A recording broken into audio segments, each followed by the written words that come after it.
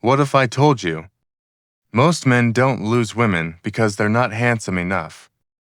They lose them because they slowly kill respect, without even realizing it. Stay until the end because you'll learn one powerful Stoic exercise that can rebuild that respect from within. Every man remembers that moment, when she stopped looking at him the same way. She used to laugh, lean in text first, and then suddenly she didn't. You think it happened overnight. It didn't happen in silence. One small mistake at a time. The way you reacted, the way you explained, the way you forgot yourself while trying to please her. These are the silent mistakes that most men make without ever noticing. But once you see them, you'll never unsee them. Marcus Aurelius once said, "A man's worth is no greater than the worth of his ambitions." At first you were ambitious, strong, decisive. You had that quiet fire that drew her in. But then comfort crept in. You stopped leading, you stopped teasing. You stopped disagreeing, thinking it would keep the peace. That's the moment you started losing polarity. The spark between masculine and feminine. She didn't fall for your peace. She fell for your presence. In modern America, this happens every day. A man gets into a relationship, stops going to the gym, stops chasing his goals, and starts chasing her approval. He believes peace will make love stronger, but peace without polarity turns love into friendship. Seneca wrote, "To be everywhere is to be nowhere." When you spend all your energy on her, you have none left for yourself. And when she feels your fire fading, she doesn't feel safe, she feels alone. So stay calm but never dull. Lead with direction, not with desperation. You don't have to say, "I'm sorry," to apologize. Sometimes you do it with your tone. Sometimes with your silence. Sometimes with the way you over-explain yourself. Epictetus said, "If you wish to be loved, love yourself first," but most men forget that. They text, "Sorry. I took too long to reply," they say, "Sorry. I just wanted to check if you're okay." They change their voice to sound nicer. And little by little they stop sounding like themselves. I once overheard a guy in a cafe nervously explaining to his girlfriend why he didn't reply. For 3 hours. He smiled politely, but the respect was gone, not because of the delay, but because of the apology energy. When you explain too much, you're not being honest, you're begging to be understood. Real confidence doesn't beg. It states, "If this makes sense."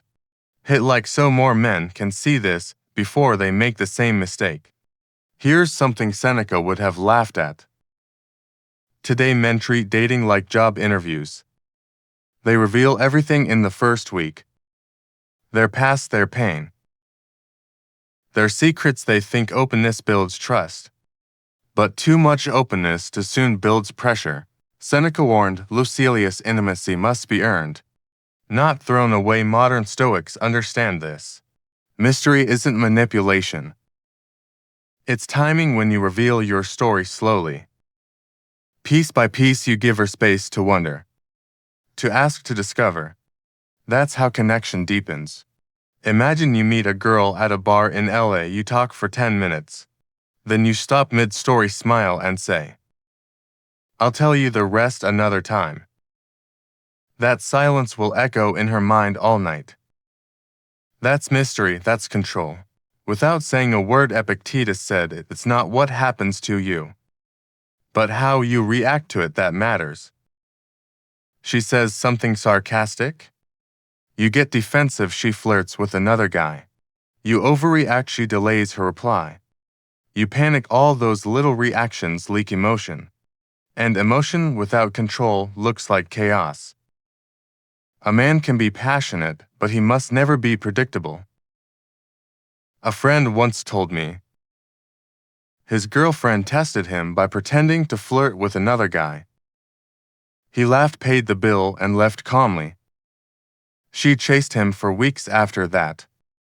Not because he played games, but because he stayed centered. Controlled doesn't mean you don't feel. It means you choose when and how to express. Every woman tests to see, can this man hold my storm without losing himself? If you can, she respect you forever. If you can't, she look for someone who can. Marcus Aurelius wrote every morning before sunrise. Even during war, he said, when you arise in the morning, think of what a privilege it is to be alive. He never lost his purpose.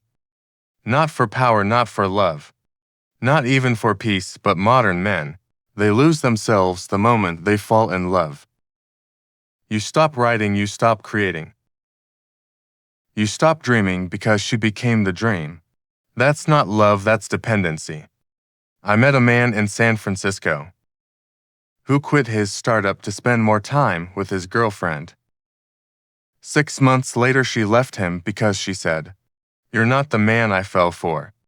She didn't change, he did. Your purpose is oxygen. Without it, everything suffocates, including love. When a man is chasing something bigger than her, she feels safe following him. When he starts chasing her, she starts walking away. Here's the Stoic exercise I promised.